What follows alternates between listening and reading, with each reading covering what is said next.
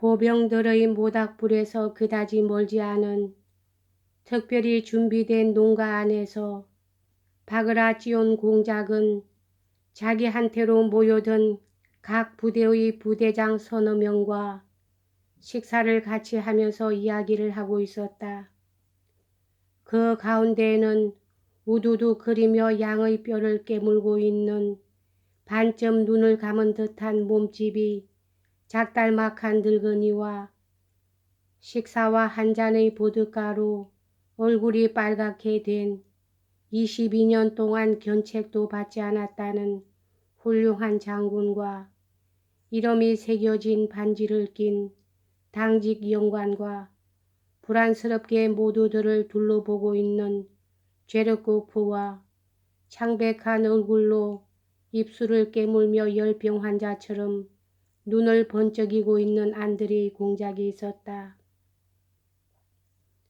농가 안에는 노획한 프랑스 군기가 한쪽 구석에 세워져 있었고 군사재판 검찰관은 순진한 얼굴을 하고 군기의 천을 만지작거리면서 의심쩍은 듯이 고개를 갸웃거리고 있었다.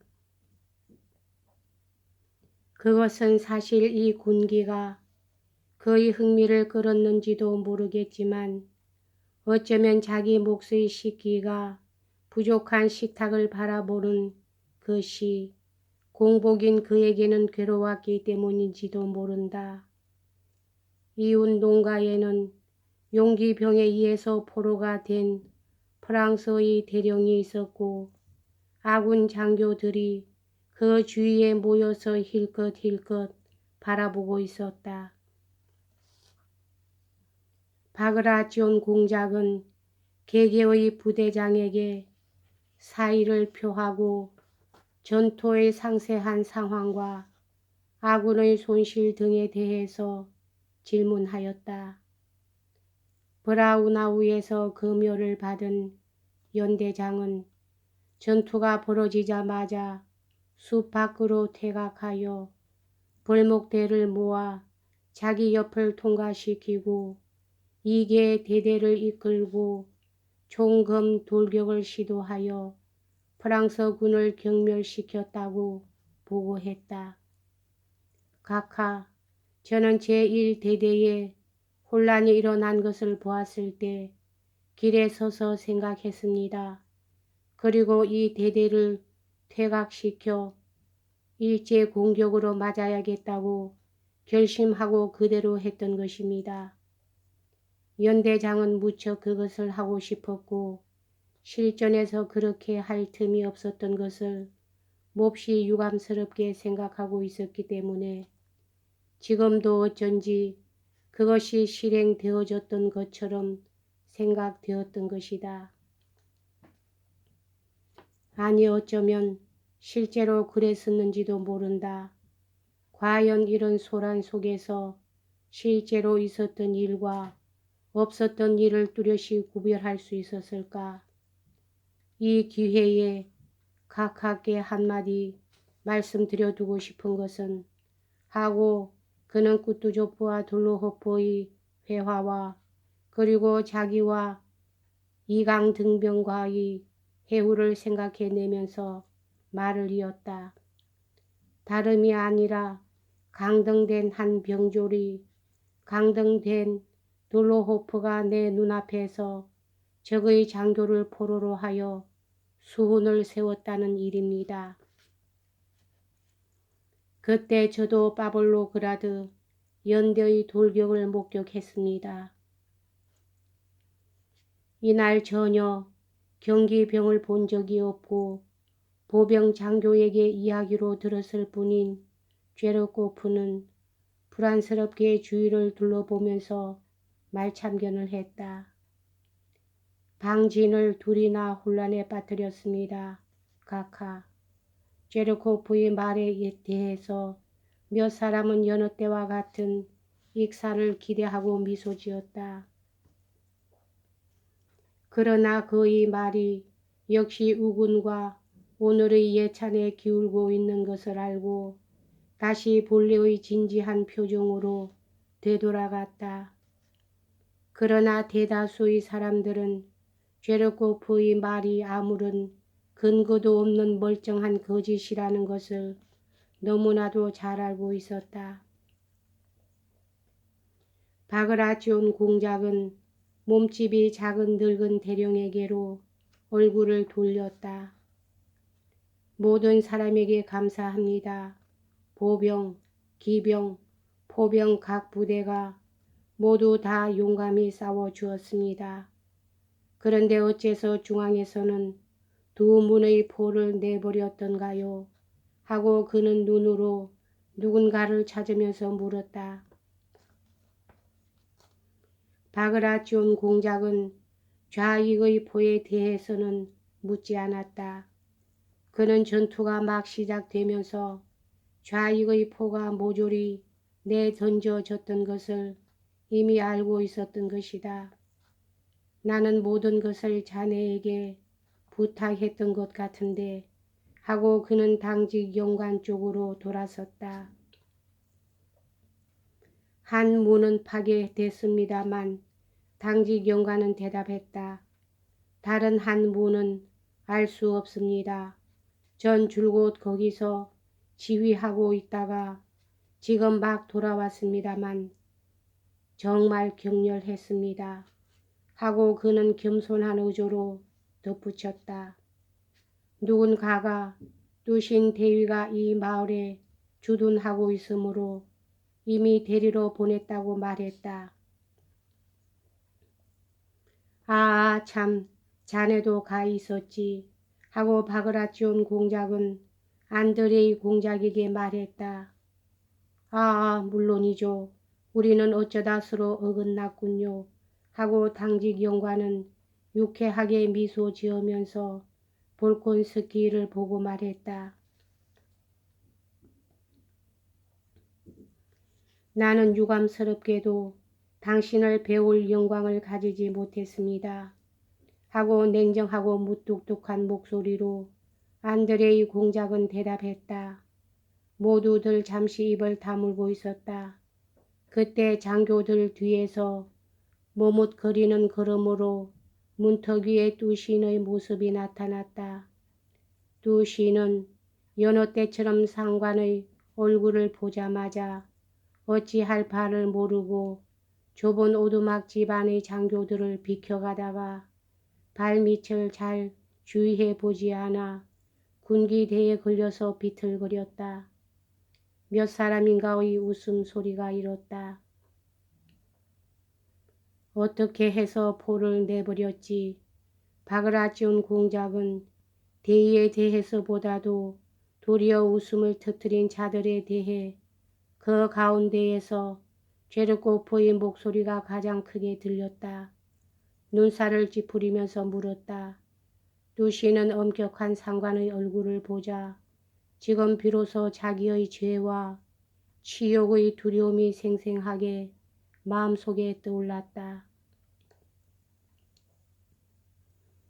자기는 버젓이 살아남아 있으면서 두 문의 포를 잃지 않았는가. 그는 완전히 흥분되어 있었으므로 이 순간까지 그것을 생각할 여유가 없었던 것이다. 그는 장교들의 웃음소리에 의해 더 한층 침착을 잃어버렸다. 그는 아래턱을 떨면서 바그라치온 앞에 서서 간신히 이렇게 말했다. 모르겠습니다. 카카. 인원이 모자랐기 때문이었습니다. 카카. 엄호대에서 원병을 얻을 수 있었을 텐데 엄호대가 없었다는 것을 뚜시는 말하지 않았다. 그것은 뚜렷한 사실이었음에도 불구하고 그는 다른 상관에게 누를 끼치는 것을 두려워한 나머지 대답에 막힌 학생이 시험관의 눈을 바라보는 것처럼 잠자코 움직이지 않는 눈으로 묵묵히 바그라치온의 얼굴을 똑바로 바라보고 있었다. 침묵은 꽤 길게 계속되었다. 바그라지온 공작은 그다지 가혹한 일은 좋아하지 않는 듯 무엇이라고 말해야 좋을지 모르는 모양이었다. 다른 사람들은 감히 이 문답에 끼어들려고 하지도 않았다. 안드레이 공작은 눈을 치뜨고 뚜신을 바라보고 있었으나 그 손가락은 신경질적으로 떨고 있었다. 카카 하고 안드레이 공작은 타고난 날카로운 목소리로 침묵을 깨뜨렸다. 카카께서는 저를 뚜신 대위의 중대로 파견하셨습니다. 저는 거기서 3분의 2의 병사와 말을 잃고 두 문의 포가 완전히 파괴되는 것을 보았습니다. 엄호대는 하나도 없었습니다. 바그라존 공작과 뚜시는 이번에는 겸손하게 더욱이 흥분된 감정을 억누르지 못하고 이야기하는 볼콘스키를 다같이 찬찬히 바라보고 있었다. 카카, 만약 카카께서 저에게 기탄 없이 의견을 토로하게 해 주신다면 하고 그는 계속했다. 오늘의 성공에 대해서는 우리들은 무엇보다도 가장 이 포병 중대의 행동과 뚜신 대위 그리고 그 중대 전부의 영웅적인 지구력에 힘입은 바 크다고 생각됩니다. 이렇게 말하고 안드레이 공작은 대답도 기다리지 않고 불쑥 일어나서 탁자를 떠났다. 바그라지온 공작은 뚜신을 바라보았다. 그리고 볼콘스키의 극단적인 의견에 대해 불신의 말을 할 마음도 나지 않고 그렇다고 해서 그의 말을 그대로 믿을 수도 없는지 고개를 갸우뚱거리고 뚜신을 향하여 이제 그만 물러가도 좋다고 말했다. 안드레이 공작도 그 뒤를 따라 방에서 나가버렸다. 정말 고맙습니다. 덕택에 살았습니다. 하고 뚜신은 그에게 말했다. 안드레이 공작은 뚜신을 돌아보았으나 아무런 말도 하지 않고 곁을 떠났다. 안드레이 공작은 어쩐지 마음이 울적하고 무거웠다. 모든 것이 실로 괴상하고 그의 기대와는 전혀 동떨어진 것이었다. 저 녀석들은 누구야? 무엇 때문에 왔을까? 무엇이 저 사람들에게 필요한 것일까? 그리고 도대체 언제나 이러한 것이 모두 끝장나는 것일까? 눈앞에서 나가고 들어오고 하는 사람들의 그림자를 바라보면서 로스토프는 생각했다. 손의 아픔은 차츰 그 도가 더해지고 졸음은 견딜 수 없을 만큼 엄습하고 눈 속에서 빨간 동그라미가 튀었다. 그리고 이들 음성과 표정의 인상과 고독감이 아픔의 느낌과 하나로 융합되었다. 이것은 그 자들이다. 부상한 자와 부상하지 않은 병사들인 것이다. 그들이 밀어내기도 하고 덮치기도 하고 근육을 비틀기도 하고 남의 부러진 손과 어깨의 살을 지지기도 하는 것이다. 그들한테서 벗어나기 위해 그는 눈을 지그시 감았다. 그는 한순간 실신 상태에 빠졌다. 그러나 이 짧은 망각의 순간에 그는 무수한 환영을 보았다. 어머니와 그 크고 하얀 손, 소냐의 야윈 어깨, 나타시아의 눈과 웃음소리, 제니소프의 음성과 윗수염, 젤라닌, 그리고 그 젤라닌과 보고단의 지에 관한 일들을 꿈결에 보았다. 이 사건은 지금 바로 옆에 있는 날카로운 목소리의 병사와 똑같은 것이었다. 그리고 이 사건과 이 병사는 잠옷 괴로울 정도로 그의 손을 붙잡고 누르면서 줄곧 한쪽으로 잡아당겼다. 그는 그러한 것들을 피하려고 했지만 이쪽은 잠시도 1초도 그의 어깨를 놓지 않았다. 만약 이 자들이 잡아당기지만 않는다면 어깨는 조금도 아프지 않고 몸도 성할 텐데, 그러나 도저히 그것에서 벗어날 수는 없었다. 그는 눈을 뜨고 위를 쳐다보았다. 검은 밤의 커튼은 숯불의 불빛에서 일 아르신 위쪽에 드리워져 있었다. 내리기 시작한 눈이 이 불빛 속을 가루처럼 달고 있었다. 뚜신도 돌아오지 않고 군의도 와주지 않았다. 그는 몹시 외로웠다. 다만 한 병사가 알몸으로 모닥불 저쪽에 앉아서 그 야유고 누른 몸을 따뜻하게 하고 있을 뿐이었다. 나는 누구에게도 필요 없는 인간이다 하고 로스토프는 생각했다. 누구 한 사람 도와주는 사람도 가엾게 여겨주는 사람도 없다. 전에 집에 있을 때는 건강하고 쾌활하고 모든 사람의 사랑을 받은 적도 있었건만 하고 그는 한숨을 쉬었다. 그리고 한숨과 더불어 저절로 신음소리가 나왔다. 아니 어디가 아프십니까? 하고 병사는 불 위에서 샤스를 틀면서 물었다. 그리고 대답도 기다리지 않고 기침을 하더니 덧붙였다. 오늘 하루 동안에 얼마나 많은 사람이 죽고 다치고 했는지 모르겠습니다. 무서운 일입니다. 로스토프는 병사의 말을 듣고 있지 않았다.